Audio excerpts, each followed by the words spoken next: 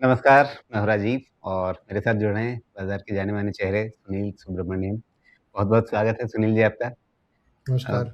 मैं जब हफ्ते भर पहले हम लोग बात कर रहे थे और आज जो बात कर रहे हैं अगर आप इंडेक्स लेवल को देखें तो बिल्कुल वैसी ही सिचुएशन है। मतलब उस समय भी वही मैं आपसे पूछ रहा था कि ये क्या हो रहा है रोज़ एक दिन ऊपर एक दिन नीचे। आज भी देखिए कल लग रहा था जैसे बाज़ार कितना खुश हो गया है। अब वो खुश हुआ था चुनावी नतीजे देख कर के या किसी और वजह से, आज वो सारी खुशी गायब हो गई। इंट्राडे के अंदर भी आप देखते हैं खुश होता है ऊपर खुलता है, बीच में प्रॉफ़िट बुकिंग आ जाती है। आज हमने देखा दबाव था, बाद में रिकवरी आ गई। ये बाज़ार बिल्कुल भी अपना मन नहीं बना पा रहा है, क्या हो रहा है? तो एक चीज़ मैं कहूँगा कि आप बाज़ार मानकर चल रहे हैं कि निफ्टी ही बाज़ार है या सेंसेक्स ही बाज़ार है।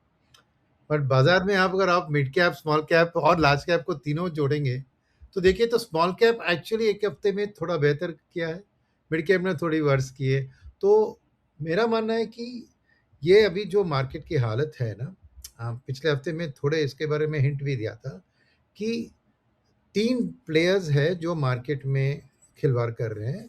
तो एफआईएस का तो रुझान समझिए कि नेगेटिव टू मोर नेगेटिव या लेस नेगेटिव, मगर नेगेटिव ही रुझान ही है।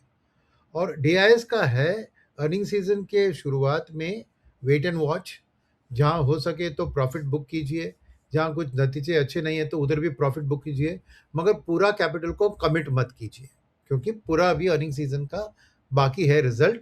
और जानना कि किसका वॉर का इम्पैक्ट ज़्यादा था, कम था, किसके फ्यूचर गाइडेंस अच्छी रही, ये सब आंकड़े के पहले डिसाइड करके कॉल लेना फंड मैनेजर्स नहीं करते हैं। वो वेट करते हैं, स्टडी करते हैं, फिर करते हैं। तो उनका वेट एंड वॉच सिनेरियो है। अब रिटेल के अंदर 2 तरह के प्लेयर्स हैं और जो एक्सप्लेन कर सकते हैं जो हो रहा है यहाँ पर, कि वो है कि कुछ लोग हैं जो शॉर्ट टर्म कॉल्स लेते हैं, राइट? और उनके लिए ऐसी वॉलेटाइल मार्केट बहुत अच्छी स्थिति होती है, क्योंकि शॉर्ट करे या लॉन्ग जाए, शॉर्ट टर्म 1 हफ्ते का व्यू ले, 1 दिन का व्यू ले। तो रिटेल का पार्टिसिपेशन आफ्टर मार्च, देखिए मार्च में भयंकर आपको एक दबाव था वॉर का, राइट? तो जो करेक्शन हुआ मार्च के महीने में, उसके बाद रिटेल का पार्टिसिपेशन सडनली मैं बढ़ते हुए देख रहा हूँ। अब इसको सबको स्पेकुलेटर्स कहना या सबको ट्रेडर्स कहना या सबको लॉन्ग टर्म निवेशक कहना, ये जानकारी लेना भी मुश्किल है। मगर जो बात है कि यहाँ पर शॉर्ट टर्म ट्रेडर्स जो है रिटेल के अंदर, वो बहुत ऊपर-नीचे कर रहे हैं। और रोज़ एडवांस डिक्लाइन रेशियो देखें तो आइदर 1:2 एडवांस के फ़ेवर में या 1:2 डिक्लाइन के फ़ेवर में स्विच होता है। तो बहुत सारी प्रॉफ़िट बुकिंग चल रही है यहाँ पर। और ये एक कंपनी की रिज़ल्ट्स अच्छी आई, तो जम के उसको जाके कुछ रिटेल निवेशक खरीद लेते हैं, और फिर कुछ दिन बाद देखें तो दूसरी कंपनी उसी सेक्टर में उसका बुरा आ गया, तो ये गिरने लगा तो उसको बेच रहे हैं। तो ये जो एक रिटेल पार्टिसिपेंट का सडनली इस तरह से एंटर होना और फ़ायदा उठाने की कोशिश करना इस वॉलेटाइल माहौल में एक बहुत बहुत नई चीज़ है ना। पिछले जो करेक्शंस हुआ था, जैसे बड़े-बड़े क्राइसिस हुए थे, मैंने ऐसा नहीं देखा था रिटेल पार्टिसिपेंट। तो या आप इसको एक रिस्क टेकिंग एबिलिटी रिटेल निवेशक या रिटेल ट्रेडर का बढ़ गया है, या अभी ज़्यादा युवा आ गए हैं मार्केट में। डीमैट अकाउंट के खुलने से आपको दिख रहा है कि बहुत सारे नए डीमैट अकाउंट खुल रहे हैं। तो यह इनके लिए शायद ये एक प्ले की तरह है। और कुछ प्रॉफ़िट में करेंगे, लॉस में करेंगे। सेबी के आंकड़े देखें तो लॉस में ही कर रहा है, मगर फिर भी ये एक दिलचस्पी ऐसे करने में ये बढ़ गई है। तो मेरा मानना है कि ये ऐसी स्थिति है मार्केट की, इसलिए जो आप कह रहे हैं ना कि कभी ऊपर कभी नीचे, बिकॉज़ अब बहुत न्यूज़ फ्लोज़ है। अभी overall macro news flows geopolitics के बारे में जो आ रहे हैं, वो खाली एफआईएस, क्योंकि डीआईएस को चॉइस नहीं है। जो भी चीज़ मैक्रो में हो रही है, उसके कारण थोड़ी वो कैश लेके घर में बैठने वाले हैं। पिछले महीने आपने देख लिया, 1.5 लाख करोड़ डीआईएस ने खरीदारी की। जो मार्केट का माहौल बैड था इन टर्म्स ऑफ जियोपॉलिटिक्स, वॉर कब खत्म होगा कुछ पता नहीं था, उस माहौल में भी डीआईएस ने जम के खरीदारी की, बिकॉज़ उनके पास चॉइस नहीं है। ना वो इक्विटी म्यूचुअल फंड फॉरेन में ज़्यादा निवेश कर सकता है, ना वो इक्विटी म्यूचुअल फंड डेट में ज़्यादा डाल सकता है एक्सेप्ट फॉर हाइब्रिड कैटेगरी, ना वो ज़्यादा कैश रख सकता है। तो उसको खरीदना ही है, और जहाँ पे ज़्यादा बिकवाली हो रही है उसको एक मीडियम टर्म व्यू आउटलुक लेके वो खरीदता है। तो अब डीआईएस का इस महीने का स्थिति है कि अर्निंग सीजन सामने है, सर के ऊपर है, उसको देख के मैं करूंगा, तो नेचुरली एक सेक्टर रोटेशन सामने आ जाता है। तो ये सब कुल मिलाकर अब जो आप कह रहे हैं इस मार्केट की हालत, और ये ऐसे रहेगी शायद और 1-2 हफ्ते के लिए, बिना एक चीज के कि वॉर अचानक से खत्म होगी या इससे भी और भयंकर तरीके से एक्सपैंड हो गई। ये दोनों इवेंट्स को छोड़ते हैं, ये एक्सट्रीम में होगा कि एक हफ्ते में वॉर खत्म हो जाएगा या एक हफ्ते में बहुत सारी गड़बड़ होगी, वॉर में ट्रूप्स आ जाएंगे, तो इसको छोड़ते हैं, ये हमारे बस की बात नहीं है। तो अगर बीच में ये स्थिति जो ऑयल तेल का 105 से 115, करेंसी का थोड़ा वीकेंड होना 94.50 95.50, फिर बॉन्ड प्राइसेस, तो इस सिलसिले में ये तीनों पार्टिसिपेंट्स की बिहेवियर ऐसे ही रहेगी। एफआईएस नेट, थोड़े नेट सेलर्स रहेंगे, वो ज्यादातर टॉप 150 स्टॉक्स पे रहेगा उसका प्रेशर। डीआईएस जो पूरी क्षेत्र में खेलते हैं, मगर जैसे ही एफआईएस किसी दिन खरीदारी करते हैं, मैंने देखा कि निफ्टी की भयंकर बढ़त नहीं होती है। ये काउंटर इंट्यूटिव है, क्योंकि जब एफआईएस खरीदते हैं, देखा कल 2000 करोड़ एफआईएस ने कल 2500 करोड़ खरीदा, फिर भी निफ्टी खाली आधा परसेंट ऊपर गई थी, कुछ नहीं खास। तो क्यों? क्योंकि डीआईएस ने जाके बेचा उनको, वही लार्ज कैप को, उसको बढ़ने नहीं दिया, क्योंकि डीआईएस का लार्ज कैप एक दूसरा फॉर्म ऑफ कैश है। इस अर्निंग सीजन के लिए वो एक्चुअल प्योर कैश में या सेफ लार्ज कैप में अपना पैसे को पार्किंग लॉट की तरह रख रहे हैं, और जैसे एफआई कुछ खरीद रहे हैं तो एक प्रॉफिट बुकिंग का मौका मिल रहा है और उसको रख रहे। क्यों? क्योंकि को असली जो ग्रोथ की सेक्टर या स्टॉक क्लियरिटी से दिखती है, उसको खरीदने के लिए उनको एम्यूनेशन, फायर पावर, जो भी नाम अब बारूद, जो भी नाम अब देना दे रहे हैं, उसको रख रहे हैं। तो ये सिलसिला ऐसे ही रहेगा और 1-2 हफ्ते, जब तक कि अर्निंग सीजन ऑलमोस्ट कंप्लीट नहीं होती और एक क्लैरिटी से व्यू फॉर्म। और फाइनली मैं कहूं, ये व्यू किस बात की है? क्योंकि बहुत से लोग ये भी पूछ रहे हैं मुझसे कि अरे भैया, अब वॉर तो चल रही है, अब ये किस मुंह से मार्च का तो इंपैक्ट कैसे भी हो, अप्रैल और मई तो वॉर चल रहा है, तो इस क्वार्टर की अर्निंग्स में भी दबाव दिखेगा, तो कौन सा व्यू फॉर्म करेंगे? अरे ये अगले क्वार्टर की बात नहीं है, ये है पूरे साल का व्यू। क्योंकि 1 ईयर फॉरवर्ड पी जिस पे ज्यादातर मार्केट चलती है, 1 ईयर फॉरवर्ड पी पे उसका earnings projection for the full year, और वो गणित में अपना ले लेंगे कि समझिए कि Q1 भी थोड़ा खराब ही रहेगा, बिकॉज वॉर का इंपैक्ट रहेगा।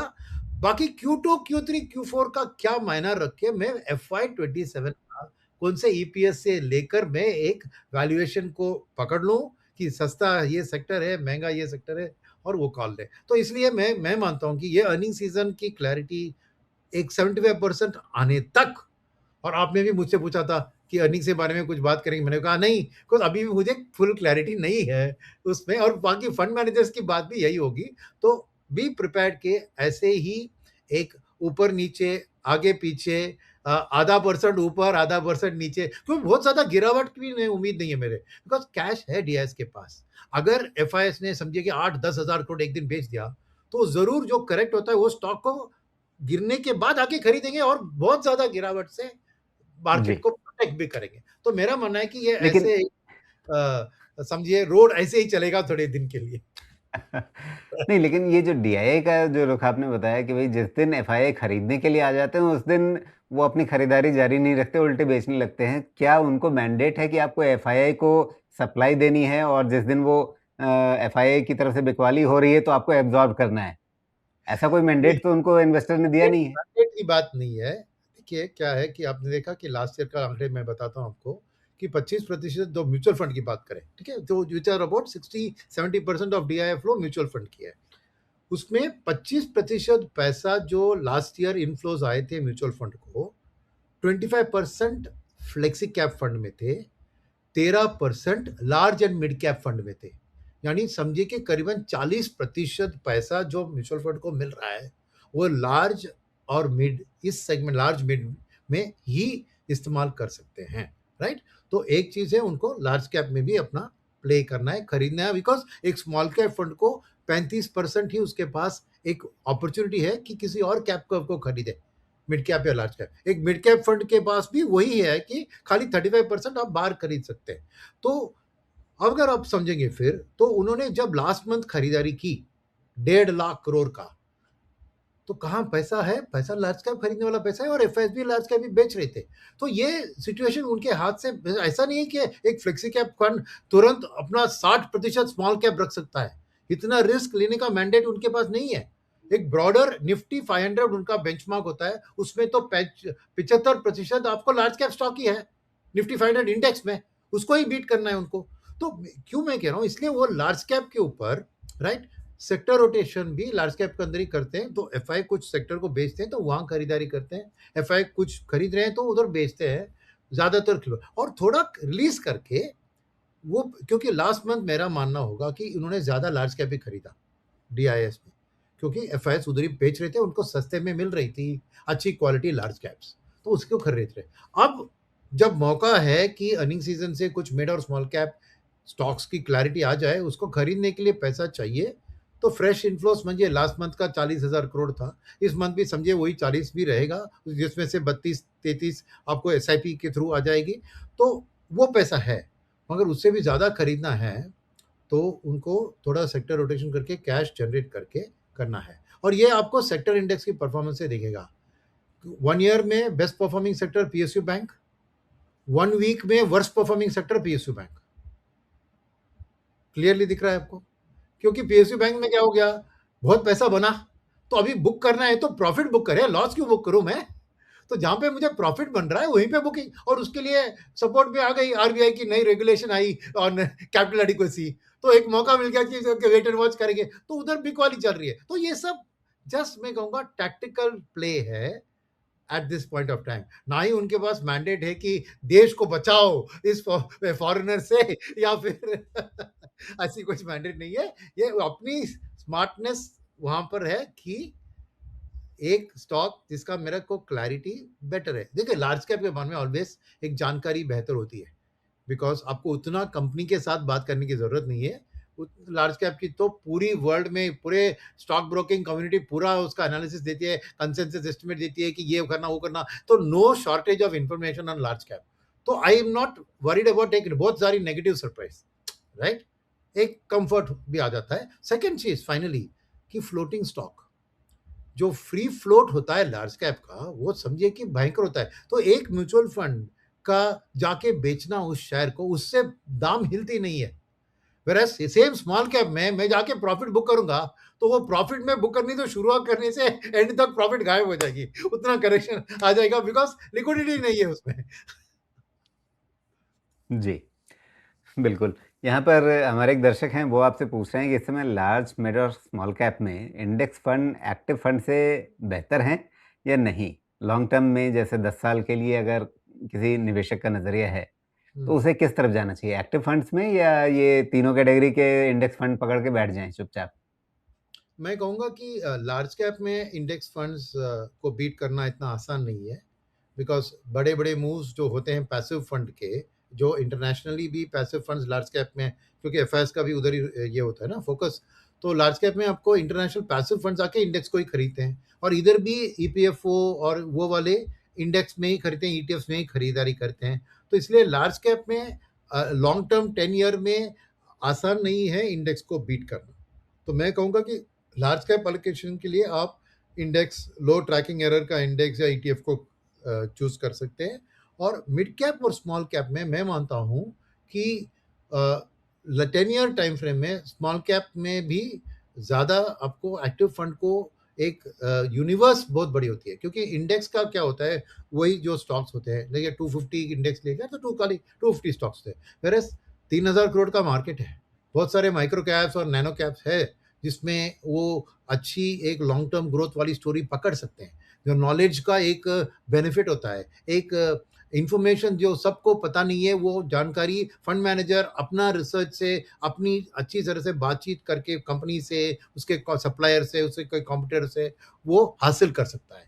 तीसरी बात यहाँ पे है कि इंडेक्स में एक स्टॉक घुसता है, right, after the rally, whereas stock market में फंड मैनेजर को वो इंडेक्स के अंदर घुसने से पहले उसको चुन सकता है। जैसे एक micro cap small cap index में आना है, या एक स्मॉल कैप को मिड कैप इंडेक्स में आना है, उसकी परफॉर्मेंस आने के बाद वो वेटेड मार्केट कैप की यूनिवर्स में आती है, फिर मिड कैप में शामिल होती है। उसके बाद की ग्रोथ ही वो इंडेक्स फंड कैप्चर कर पाएगा। तो लॉन्ग टर्म में for mid and small cap मैं रेकमेंड करूंगा कि आप एक्टिव फंड्स रखें, मगर एक कॉशन, एक फंड को चुन के बैठिए मत, क्योंकि अपॉर्चुनिटी मिड कैप में है। सिंपल सी बात होता हूँ, 65% मिड कैप में रखना चाहिए, बात एक है। बाकी 35% एक फंड मैनेजर 25% लार्ज कैप में रखकर 10% स्मॉल कैप में रख सकता है, वेरएज़ दूसरा फंड मैनेजर 25% स्मॉल कैप में रखकर 10% लार्ज कैप में रखता है। तो इनकी परफॉर्मेंस में जमीन आसमान का फर्क आएगा। तो आप ऐसे 3 डिफरेंट तरीके के मिड कैप एक्टिव फंड्स को चुनिए। वैसे ही स्मॉल कैप में देखिए माइक्रो कैप का शेयर कितना है स्मॉल कैप फंड में, इसमें भी बहुत वेरिएशन है। कोई लोग 35% तक माइक्रो कैप रखते हैं, बिकॉज उसका तो लिमिट नहीं है, सेबी का रूल है कि 250 एंड बिलो। तो कहीं पे भी आप 3000 वाला स्टॉक भी खरीद सकते हैं। तो वो हाई रिस्क फंड मैनेजर है और हाई रिस्क स्टॉक ले रहा है, उसका एक शेयर रखिए आप आपकी रिस्क कैपिटल के बेस पर, और कोई सेफ प्ले करता है स्मॉल कैप में, राइट? तो 35% को लार्ज कैप में रख के मैं स्मॉल कैप प्ले करूंगा, राइट? तो ये सब फंड मैनेजमेंट स्टाइल समझना।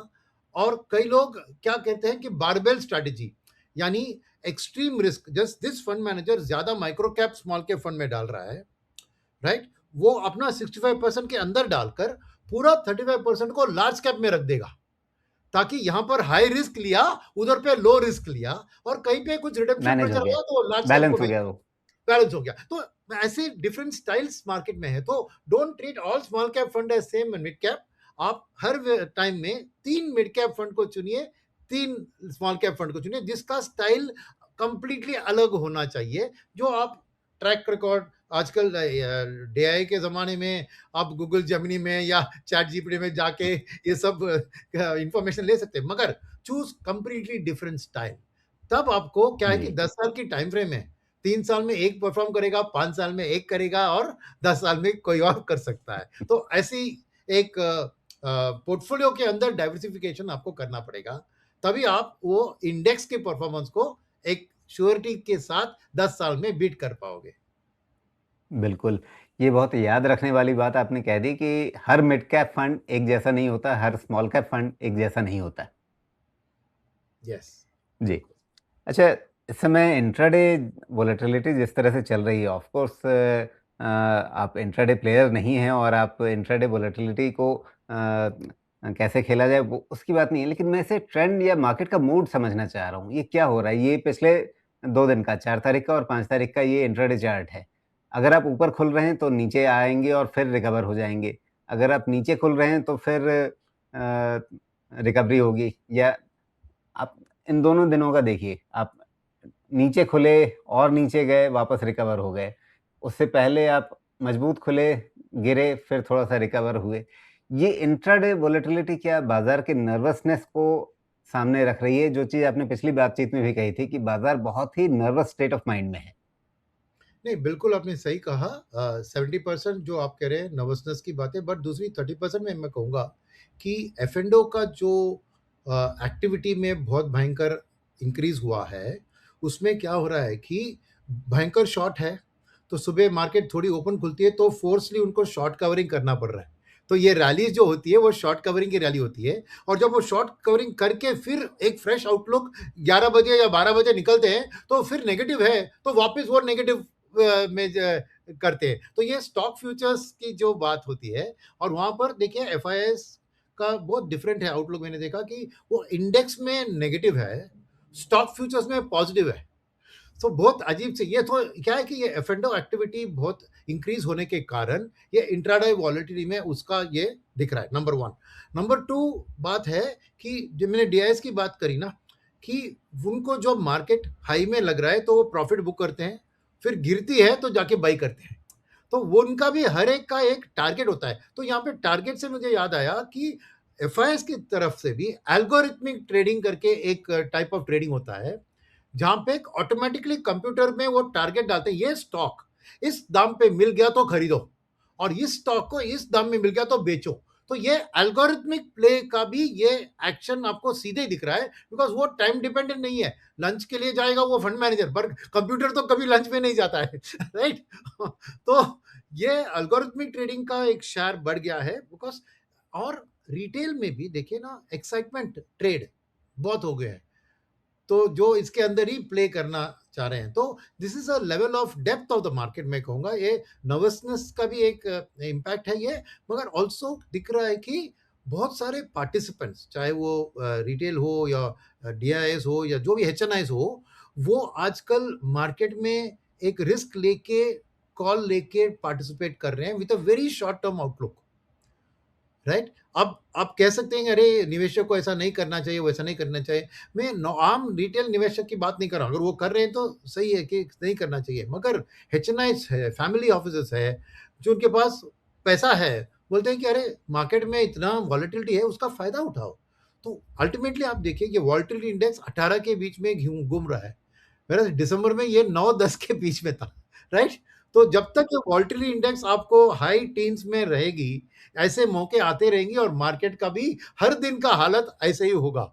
वही बॉटम में वो खुला तो बढ़ेगा, फिर बढ़ेगा, और बॉटम में राइज हुआ तो फिर गिरेगा। तो ये विच इज इनोवेटिबल, और ये मुझे याद दिलाता है जब मैंने मार्केट में अपनी काम शुरू की थी, तब बदलाव होता था, राइट? ये बदले का टाइम का उसी तरह का प्ले है। और एक बात है अनवेरिफाइड, डेफिनेटली ये है, मुझे पास प्रूफ नहीं है, मगर ऑपरेटर्स की प्ले भी बहुत बढ़ चुकी है मार्केट में। ओके, ना मेरे पास एविडेंस पूछेंगे, ये पूछेंगे, मैं बहुत सी स्टॉक से देख रहा हूं कि बिना कोई फंडामेंटल चेंज सडनली एक पंप होता है, फिर डंप होता है। तो ऑपरेटर्स का भी प्ले है, और मैंने सुना कि सेबी का एक सेपरेट एआई का डिपार्टमेंट है जो इसको स्टडी कर रहा है, और वो इन्वेस्टिगेट भी कर रही है। कई शहर है, राज्य का नाम नहीं बताऊंगा मैं बट कई शहर है जहां पर इसकी बात हो रही है, और मेरा मानना है कि जरूर दाल में कुछ काला है। इतनी सारी वॉलेटिलिटी में जरूर ऑपरेटर्स, इसके लिए उनके लिए फर्टाइल फील्ड है ये जाके अपना काम कराने के लिए। तो 3-4 गैंग अप करके एक स्टॉक को पंप करो, फिर उठाओ, फिर डंप करो, ज़रूर वो जी। भी हो रहा है, बिल्कुल। बट उसको कंट्रोल नहीं कर सकते हैं अंटिल सेबी जाके कुछ डिस्कवर करके कुछ एक्शन लेती है, ऐसा हाँ, कुछ। लेकिन ये खेल ज़्यादातर मिड कैप, स्मॉल कैप में होता है, उसमें भी, या बहुत आप माइक्रो कैप में चले जाएँ, वहाँ काफ़ी पॉसिबिलिटी हो सकती है क्योंकि वहाँ लिक्विडिटी नहीं रहती है बिल्कुल भी। लेकिन जो निफ्टी वाले शेयर हैं, अगर आप निफ्टी में वोलेटिलिटी इस तरह की देख रहे हैं, उसका तो क्या ज़्यादातर वहाँ पर ट्रेंड वो जो बड़े प्लेयर्स हैं, जो आपने एल्गोरिदम की चर्चा की, तो मुझे ध्यान आया कि जेन स्ट्रीट का सारा काम एल्गोरिदम से हो रहा था। क्या यस। उस तरह का खेल आपको दिख रहा है? हाँ, खेल, और मुझको खेल मत बताइए। ये बहुत एक्चुअल, क्या कहते हैं इसको, they are very smart operators, they make money out of this. ये ऐसा नहीं है कि वो गैम्बल ले रहे हैं, उनका रिस्क फ्री होता है ये, क्योंकि वो स्ट्रिक्ट स्टॉप लॉस और बुक प्रॉफिट का लेवल रखते हैं और चर्न करते हैं पोर्टफोलियो को। सो एल्गोरिथमिक ट्रेड है क्या? सेकंड इज एफआईएस में भी हेज फंड्स जो है, वो shorting is a method of fund management. जैसे यहाँ पर लॉन्ग शॉट फंड अभी सिर्फ जैसे फंड्स आए हैं, या पहले एआईएफ्स कुछ लॉन्ग शॉट कर सकते थे, बट ज्यादातर इंडिया में लॉन्ग शॉट एक डिफेंसिव प्रोटेक्टिव कैटेगरी में है, राइट? बट फॉरेन में ऐसा नहीं है, उनके लिए शॉर्टिंग एक प्रॉफिट मेकिंग का अपॉर्चुनिटी है। यानी उनको जब क्लियरली दिख रहा है, फॉर एग्जाम्पल मैं कहूँ कहाँ पे ये मुझे दिख रहा है, आईटी सेक्टर में। आईटी सेक्टर में क्योंकि आउटलुक इतनी बैरिश है, बिकॉज एक तरफ उधर एआई का स्टोरी है, उधर यूएस में आई शेयर्स का आईटी इंडेक्स 30% एक महीने में गिरा है। ओके, तो ये खाली इंडियन आईटी की बात नहीं है, पूरे आईटी के जो ये क्लाउड का मिथोस का जो लेटेस्ट ये हुआ है, उनके कारण एक नेगेटिविटी जो इसमें आ गई है। तो उसमें मैं देख रहा हूं कि हेज फंड्स जो है, शायद, प्रूफ नहीं है मेरे पास, मगर शायद वो इस सेक्टर में शॉर्ट कर रही, इसलिए इस दिन जब रुपी वीक होता है और प्रीमियम भी बढ़ते हैं। कल का देखा मैंने कि 98 प्लस समथिंग रुपी का था, और प्रीमियम भी करीबन 350 बेसिस पॉइंट्स का स्वैप रेशो था, यानी 98-50 का 1 ईयर फॉरवर्ड दिख रहा है।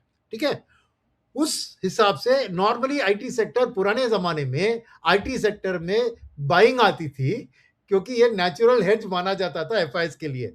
बट आज के दिन में आईटी ज्यादा करेक्ट हो रहा है ऐसे दिनों में, क्यों? क्योंकि यहां पर हेज फंड्स है, वो इस इंडेक्स को शॉर्ट कर रही है और प्रॉफिट बना रही है, और उनको प्रॉफिट भी मिल रहा है, बिकॉज हर रोज आईटी सेक्टर तो गिर रही है तो ज़रूर वो मुनाफ़े में ही बन रहे हैं। तो ये एक active form of fund management है हेज फंड्स के लिए, समझिए। It's not a defence, whereas India में इवन म्यूचुअल फंड्स तो कवर्ड शॉर्ट ही कर सकते हैं, पहले से ही वो रूल है। और एसआईएफ्स में भी जो आते हैं, मैंने देखा एफआईएस भी ज़्यादातर एक टारगेट रिटर्न डिलीवर करने की कोशिश कर रहे हैं और रिस्क को ज़्यादा बढ़ा नहीं रहे हैं विथ देयर शॉर्टिंग।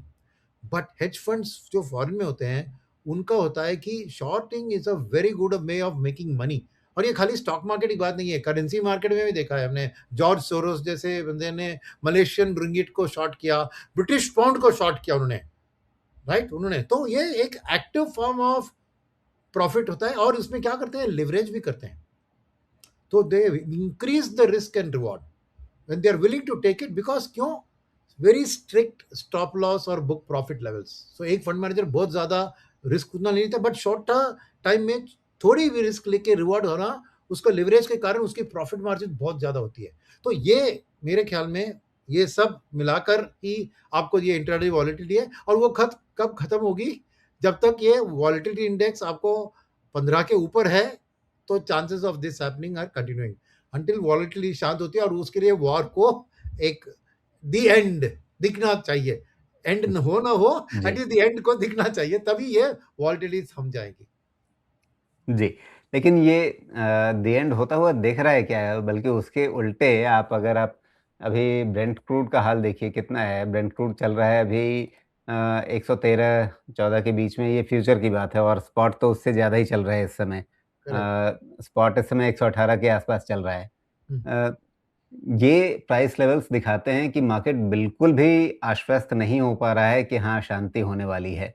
बल्कि वो ज़्यादा डर रहा है कि अभी जैसे यूएई में खबरें आई कि ईरान की तरफ से उनका करेक्ट। एक जो फैसिलिटी है, वो एक्सपोर्ट। ख़ास करके वो फैसिलिटी जिसको हॉर्मुज़ से पास होने की ज़रूरत नहीं होती है, जिसके प्रोडक्शन को, जो करेक्ट। वो दूसरे रास्ते से भेज सकते हैं, उसको वो टारगेट कर रहे हैं। हालाँकि ईरान ने मना कर दिया, लेकिन कोई उस पे भरोसा नहीं करेगा। ऑब्वियस है कि अगर यूएई पे हमला हुआ है, तो किसने किया होगा आज की तारीख में? करेक्ट। दूसरी तरफ जो वहाँ पे अमेरिका के जंगी बेड़े हैं, उन पे वो हमला कर रहे हैं, तो ईरान की एग्रेसिवनेस बढ़ती हुई दिख रही है और यूएस की थ्रेटनिंग बढ़ती हुई दिख रही है। तो ऐसे में बाज़ार को कंसोलेशन कहाँ से मिलेगा? नहीं, ऐसी रहेगी तो कंसोलेशन तो नहीं मिलेगा ना, ये मान के ही चलना पड़ेगा। देखिए, मेरा मानना है कि ये बहुत दिन तक नहीं चल सकता है। अब वो बहुत दिन कितने दिन है, ये मुझे पता नहीं, मगर मेरे ख्याल में मैक्सिमम एक और मंथ के अंदर ये वॉर सॉल्व हो जाएगा। उसके उसके बीच में ये शायद और भी वर्ष हो सकता है, क्योंकि क्या कह रहा हूँ कि ब्लॉकेड का जो ये शुरू किया है अमेरिका ने, मेरा मानना है कि ये बहुत इफेक्टिव है, बिकॉज बैकलैश अमेरिका में उसका कम होगा। अगर उन्हें ट्रूप्स वूप्स भेज दिए उधर और कोई बॉडी बैग्स आने लगे प्लेन में, घर में, तो एक नेगेटिव फीलिंग ट्रम्प के ऊपर बढ़ेगी। और इसलिए मेरा मानना है कि ये इकोनॉमिक रूट से ब्लॉकेड के जरिए ईरान को स्क्वीज करना is ultimately will be successful. और ये लो कॉस्ट ऑप्शन है अमेरिका के लिए, कॉस्ट भी नहीं है उसमें, कोई मिसाइल का कॉस्ट भी नहीं है, नंबर वन। नंबर टू है कि ट्रम्प के लिए भी ये वॉर बहुत ज़्यादा दिन नहीं चल सकती। देखिए, एक बात उन्होंने कह दिया है, शायद वो झूठ है, मगर कह दिया उन्होंने कांग्रेस के पास, क्या क्या उन्होंने, वॉर खत्म हो गया। क्योंकि मई 1 के बाद ये वॉर को विदाउट कांग्रेस अप्रूवल के वो कंटिन्यू नहीं कर सकते थे। तो वो सीज फायर जो उन्होंने अनाउंस किया, उसको लेकर उन्होंने कांग्रेस को बता दिया कि वॉर खत्म है। अब आप जानते हो, मैं जानते हूं कि कुछ खत्म नहीं हुआ है, बट फिर भी उन्होंने कह दिया ऐसे। यानी कि देखिए, डोमेस्टिकली भी वो वापस एक वॉर को मिलिट्री वॉर में अभी शुरू नहीं कर सकते। तो इसलिए उन्होंने ये ब्लॉकेड का इस्तेमाल किया है। और गैस के प्राइस उधर 4 साढ़े 4 डॉलर के लेवल पर गए हैं पर गैलन। तो ये उधर 35-40% इंक्रीज है, तो उसकी पॉपुलैरिटी के ऊपर बहुत दबाव आ रहा है। और सेकेंड चीज, उसको अभी फाइनेंशियली बहुत टाइट है, because already 25-30 billion dollar war में खर्चा कर दिया। 200 बिलियन डॉलर की मांग की है कांग्रेस के साथ, वो तो मिलने नहीं वाली है। मगर दबाव फाइनेंशियली आया है इसके कारण कि वो टैरिफ का रिफंड अभी शुरू हो गया। तो जितना भी इनकम आया था उनका, उसमें से 150-60 बिलियन उनको पैसा देना पड़ रहा है। तो और रेट कट चाहिए। अभी तो पवेल गए, नए आदमी को, जो अभी 11 तारीख को उसकी कंफर्मेशन होगी, उसको रेट कट करना है। तो इन्फ्लेशन तो गिरना है, नहीं तो रेट कट कहाँ से करेंगे। तो ऑयल प्राइस को काबू में लाना है तो वॉर को खत्म करना ही है ना किसी तरह, या फिर हॉर्मुज़ स्ट्रेट का कब्जा कर ले। एक एक्सट्रीम सॉल्यूशन हो सकता है कि अमेरिका जाके हॉर्मुज़ स्ट्रेट को कब्जा कर ले। पॉसिबल है कि नहीं मुझे पता नहीं, मगर मैं क्या कह रहा हूँ कि उनके लिए ये तेल के दाम को कम कराकर, फेड के ज़रिए रेट कट करवा के एक माहौल ठीक करवाना है before the end of the year, क्योंकि मिड टर्म इलेक्शन है, नहीं तो रिपब्लिकन पार्टी बुरी तरह से हारेगी, क्योंकि आज मूड उनके फेवर में नहीं है। तो ये मेरे लिए एक पॉजिटिव है कि वॉर को खत्म करने के लिए ये डायरेक्शन में धक्का देगी। अब वो कब खत्म होगा ये कहना मुश्किल है, और आज के दिन में लग रहा है कि वर्ष हो गया।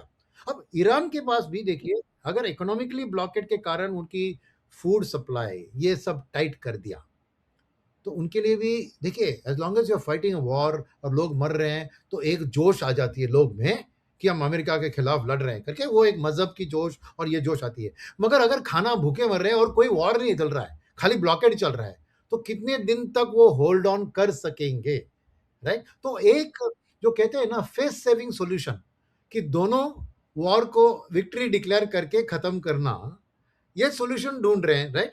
और प्रॉब्लम क्या है इसमें? छोटी सी प्रॉब्लम है इसमें कि इज़राइल को इससे कुछ लेना देना नहीं है।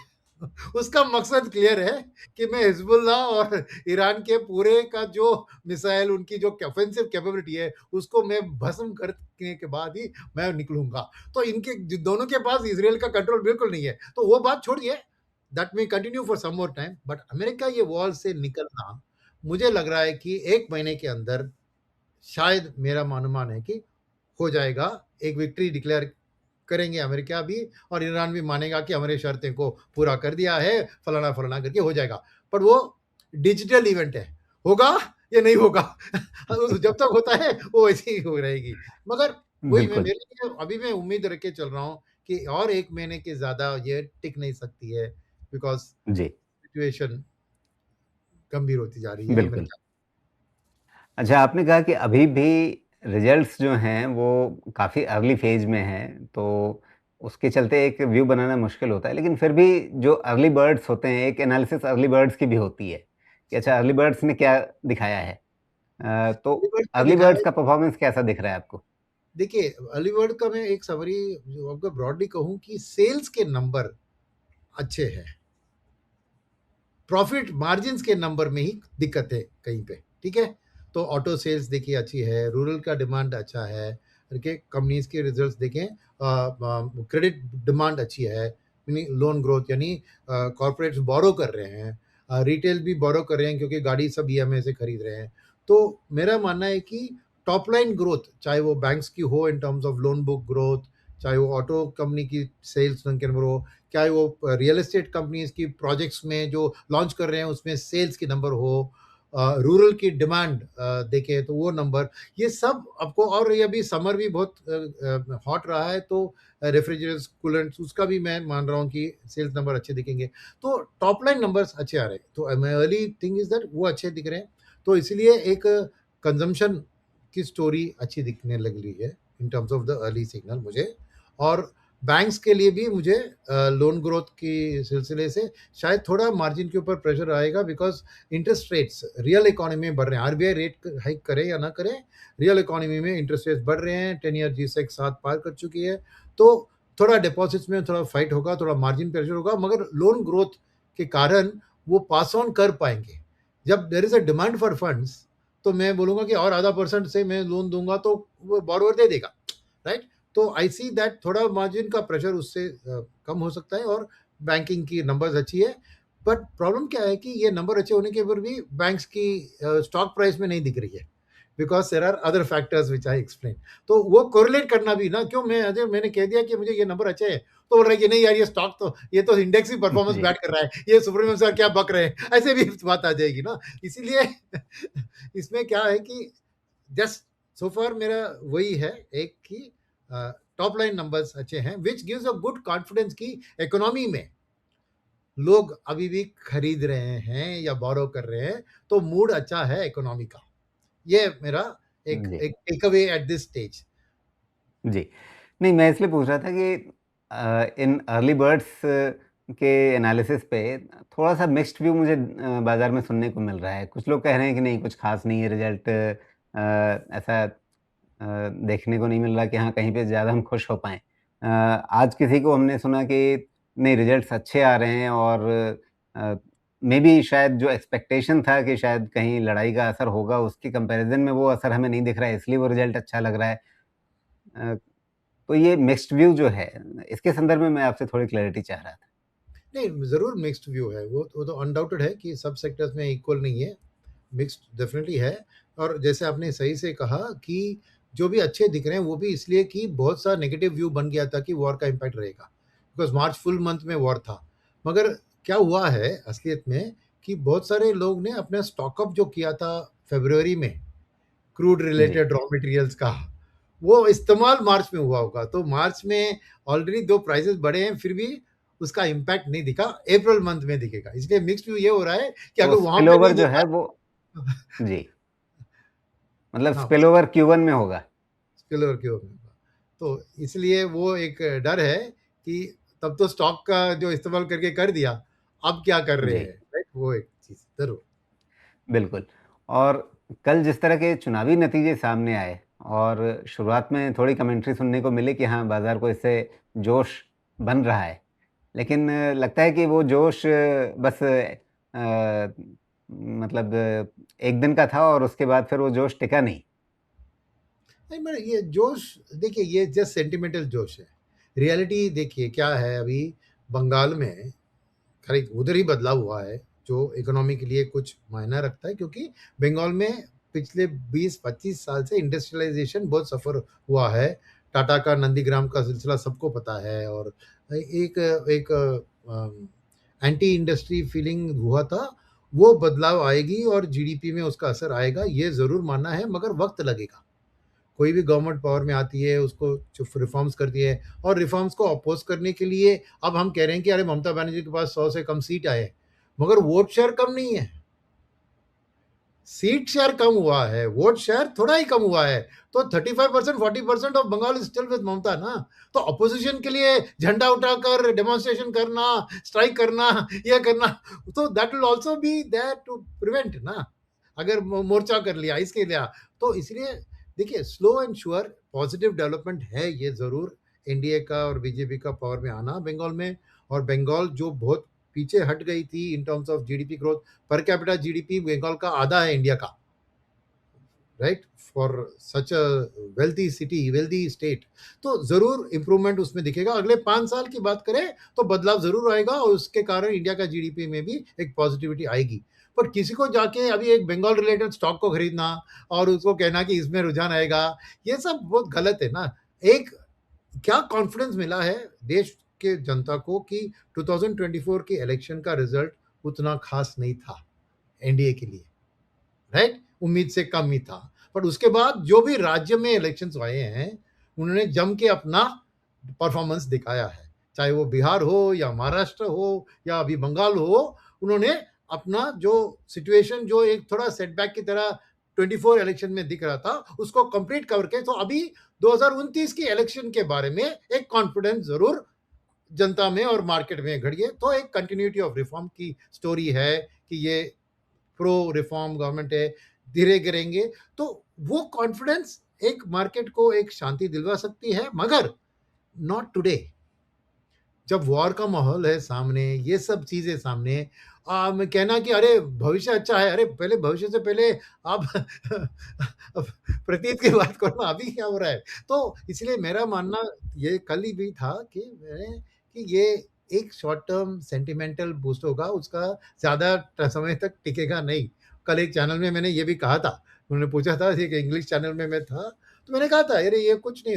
तो seriously speaking, it's good for the nation, it's good for the economy, good for GDP, good for continuity of the economic reform and policy, and so इसमें कोई नेगेटिव नहीं है, राइट? तो जी। बस, पर उसके कारण आज ही मार्केट 1000 बॉन्ड बढ़ने का है, कल भी बढ़ेगा, ये सब सोच के कुछ करना, राइट, इज गलत। It is not life changing, it is not a market changing event. जी, तो basically back of the mind लोगों के मन में ये आश्वस्ति रहेगी कि हाँ, ठीक है, हम किसी पॉलिटिकल इंस्टेबिलिटी की ओर नहीं जाने वाले हैं। कम से कम अभी ऐसा नहीं दिख रहा है हमारे सामने कुछ। लेकिन सामने जो समस्या है, अभी वही चीज़ हमें परेशान कर रही है। मगर क्या है कि एक चीज़ जो है, वो याद रखना चाहिए कि इस चीज़ के कारण वॉर के सिलसिला और ये सब खत्म होने के बाद इंडिया का भविष्य अच्छा दिख रहा है। तो अभी भी इस वॉलेटिलिटी के ज़रिए ये intraday volatility, between day volatility, intraday volatility, ये सब में खरीदारी का मौका है। क्योंकि अल्टीमेटली वर्ल्ड रीसेट होगा बैक टू द नॉर्मल, चाहे थोड़ा वक़्त भी लगे, तो ऐसा मौका आपको बाद में नहीं मिलेगा। जहाँ पर एक इवेंट जो होता है ना completely unrelated to India, at least operation Sindoor related to India था। इसका कोई इंडिया से संबंध ही नहीं है, मगर किसी ने जाके किसी पे वॉर किया, तेल का दाम बढ़ गया और हम फँस गए उसमें। तो ये मौका है आपको कि अल्टीमेटली ये एक सिक्लिकल चीज़ है ब्रेंट क्रूड ना। अभी भी देखो इंटरनल एनर्जी एनर्जी एजेंसी का प्रोजेक्शन है कि 18 महीने में ये यूएई का ओपेक से बाहर आने के कारण 65 से $70 का तेल दिख रहा है उनको 18 महीने में। अगर वो हो गया तो 18 महीने में इंडिया के लिए सब चंगा। तो मानना है कि आपको जब जो कहते हैं ना, buy when others are fearful, sell when others are greedy. आज सब फियरफुल के माहौल में हैं, आज खरीदने का वक्त है। क्या है कि कौन सा सेक्टर, कौन सा स्टॉक चुनने का वक्त नहीं है, क्योंकि आपके पास वो प्रेडिक्टिव कैपेसिटी नहीं है कि इसकी फ्यूचर अर्निंग्स ऐसी रहेगी या रहेगी। डाइवर्सिफाइड रखेंगे तो कुछ हिट्स होंगे, कुछ मिस होंगे, तो आपको वेटेड एवरेज एक रिस्क रिवॉर्ड में बेहतर मिलेगा। तो खरीदे, डाइवर्सिफाइड रखें, और तीसरी बात, एकदम लमसम मत में डालें, क्योंकि इन्वेस्टिंग में इमोशंस इंपॉर्टेंट चीज होती है। आप लॉजिक सब लगा के लगा देंगे पैसा, कल मार्केट गिरेगा और कहेंगे अरे मैं कल नहीं डालना था, आज डालना था। तो इसीलिए आप स्टैगर करके निवेश करें ऐसी वॉलेटाइल माहौल में, वही आपके लिए बेहतर होगा। जी। तो बाज़ार में नया निवेश करते रहना है, लेकिन एक झटके में नहीं, टुकड़ों में और डाइवर्सिफ़ाइड अप्रोच के साथ, यानी सारे अंडे एक ही टोकरी में नहीं डालने हैं। सुनील जी, बहुत-बहुत धन्यवाद आपका, आपने समय निकाला। कोई हमारी स्टॉक स्पेसिफ़िक चर्चा नहीं हुई, लेकिन कोई भी एक औपचारिक डिस्क्लेमर, डिस्क्लोज़र यदि आप अपनी ओर से कहना चाहें? नहीं, मेरा तो कोई नहीं है। मैं इन्वेस्टमेंट में मैं खाली डाइवर्सिफाइड म्यूचुअल फंड्स और उसी में ही करता हूँ। तो कोई ऐसी स्पेसिफिक स्टॉक्स या ऐसे कुछ मेरे निवेश नहीं है, तो कोई डिस्क्लोजर की कोई ज़रूरत नहीं है। जी, बहुत-बहुत धन्यवाद आपका, आपने समय निकाला। नमस्कार। Thank you. नमस्ते।